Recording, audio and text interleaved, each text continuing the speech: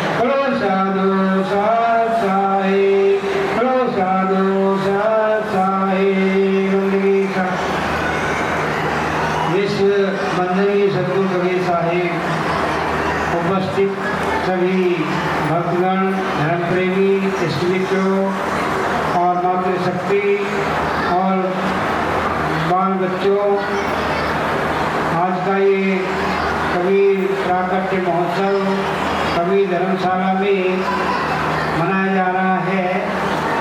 और ये धर्मशाला के प्रधान हमारे राठी जी हैं कालूराम, वो भी इसमें पूरा सहयोग दे रहे हैं कार्यक्रम में। और इसके साथ साथ हमारे जो ये मास्टर जी हैं, 5 नाम इसमें लिखे हुए हैं। इन मास्टर जियों ने सबने यथा योग्य इसमें सहयोग किया, बिना किसी स्वार्थ के परमार्थिक दृष्टि के लिए इन्होंने ये कार्यक्रम किया है। और ऐसा कार्यक्रम है कि एक ने कहा दूसरे ने मानी, एक ने कही दूसरे ने मानी, कहे कभी दोनों ज्ञानी। ये कार्यक्रम इस तरह से चला है कि एक ने कहा दूसरे ने मान लिया, दूसरे ने कहा तीसरे ने मान लिया, और ये मान करके जो है ये कार्यक्रम इन्होंने बिना किसी स्वार्थ के परमार्थ दृष्टि से इन्होंने किया है। कोई स्वार्थ भाव इन्होंने इसमें नहीं रखा है। ये केवल जो है तन मन और धन से तीनों प्रकार से ये सतगुरु कबीर साहब का प्राकट्य महोत्सव यहाँ पर मनाया जा रहा है, जिसमें सभी दूर दराज से भक्तगण यहाँ पर पहुँचे हैं और पेपर भी छपे बांटे हैं बहुत सारे। और चूँकि यहाँ पर पानीपत के अंदर और दूसरी जगह भी ये कार्यक्रम है, इसलिए थोड़ा संख्या की कमी लग रही है, लेकिन कोई बात नहीं है। यह इतनी संख्या एक जगह इकट्ठी हो जाए तो बहुत प्रसन्नता की बात है। हमारे सभी भक्तगण जो है वो साहिब के मानने वाले हैं, सभी गुरुमुखी हैं, हरीपंथी हैं, तो हमें अपने साहिब का हृदय से गुणगान करना चाहिए, अपने साहिब की महिमा का पूरा गुणगान करना चाहिए। साहिब का गुणगान करेंगे तो साहिब भी प्रसन्न होंगे। तो इस प्रकार से ये आज यहाँ पर कार्यक्रम उन्होंने रखा है और मुझे भी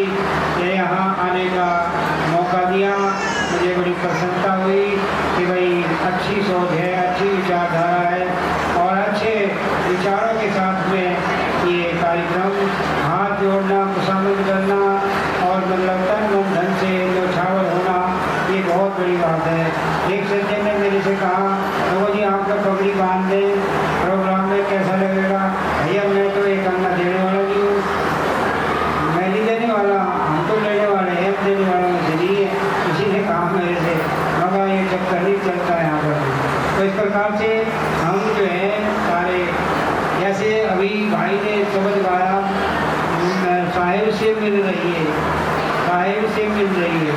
भैया साहिब से तो मिल ही रहे, पर पहले आपस में भी मिल के रहो तो काम चलेगा। साहिब साहिब से तो मिल लिए, जब अभी हम अपने परिवार से, अपने पड़ोसी से, अपने समाज के आदमी से मिलजुल करके नहीं रहेंगे तो साहिब तो बहुत दूर है, साहिब का घर दूर। तो हमें मिल के चलना, मिल के रहना और मिल करके अपने साहिब का गुणगान करना, ये बात बहुत अच्छी है। फिर दूसरा ये है, जग लड़ने दे, साहिब नाम सुमर जग लड़ने दे। अरे भाई जो लड़ रहा है उसे लड़ने दो, तुम साहिब का नाम लो, अपनी विचारधारा सही रखो और अपने तन और मन से जो है हम समर्पित भाव है, हमारा समर्पित भाव जो है वही साहिब को प्रिय है। और कहते हैं कि एक गाना और बजाना जो है, ये साहिब ने कहा कीर्तनिया से 20 कोस दूर रहता हूँ मैं, जो गाने बजाने वाले हैं उनसे मैं 20 कोस दूर रहता हूँ, और सन्यासी से 30 कोस दूर रहता हूँ। कीर्तनिया से 20 कोस, सन्यासी से 30, और ग्रही के हृदय वसु, जो गृहस्थाश्रम में रहने वाला व्यक्ति है, जो गृहस्थाश्रम को चला रहा है अच्छी विचारधारा से, सद्भावना से, और मैं उसके हृदय में निवास करता हूँ, क्योंकि वो कमाता है, खाता है, परिवार को पालता है और किसी साधु संत को भी देता है और सबका जो है भुगतान करता है, सभी खाने जो है पूर्ति करता है। तो कहते हैं कि ग्रही के हृदय वसु और बैरागी के स्त्री, जो साहिब में इसका चित्त वृत्ति लगी हुई है, वो जो है मैं उसके हर वक्त जो है छत्र छाया करता हूँ। तो इस प्रकार से जो है हमें गुणगान करना चाहिए, जितना भी हम कर सकते हैं साहिब को रिझाना चाहिए। साहिब रिझ जाए तो हमारा कल्याण हो जाए। तो हम और ज़्यादा कुछ नहीं कर सकते, लेकिन विनती और प्रार्थना हम कर सकते हैं शब्दों के माध्यम से जो है। तो हमारा शब्द ही जो है हमें पार करने वाला है, शब्द में ही साहिब का स्वरूप छिपा हुआ है। कबीर साहब कहते हैं कि अरे किसी ने कहा कि साहिब की पूजा कैसे की जाए, कौन से स्वरूप की पूजा की जाए, क्या स्वरूप है उस साहिब का, क्या गुण है उसके, क्या उसकी महिमा है, कहाँ रहता है, वो कैसा है। तो उसने कहा कि भैया मैं जिसको मानता हूँ वो ऐसा है। ध्यायतम सद्गुरु श्वेत रूपम श्वेतांबरम शोभितम कर्णेन कुंडल श्वेत सुमुक्तम वीरामणि मंडितम ज्ञानमाल पुत्रादि शोभिंद्रा तद्वासनेषु अस्थितम दया धीर वीर सुप्रसन्न वदनम सद्गुरु का नमामि। द्वे पदम द्वे उभयम प्रश्न वदनम द्वय नेत्रम दयालम सैनिकम हिमद्वार तिलकम श्वेतांबरी मेघला तत्रांते से लोक रत्न भैसन द्वय पंचतारा दे वंदे सद्गुरु लोक जन सहितम कबीर करुणामय। मैं ऐसे सद्गुरु को नमस्कार करता हूँ, ऐसे सद्गुरु को मैं बंदी करता हूँ जिसका ये वर्णन है, स्वरूप का वर्णन है। और ये वर्णन जो है शब्दों के माध्यम से हमें मिलता है, शब्दों के माध्यम से हम जो है उस स्वरूप का अनुकरण कर सकते हैं। जैसे किसी आदमी का कोई भी नाम है, नाम के अंदर ही इसका स्वरूप छिपा हुआ है, बिना नाम के स्वरूप सामने नहीं आने का।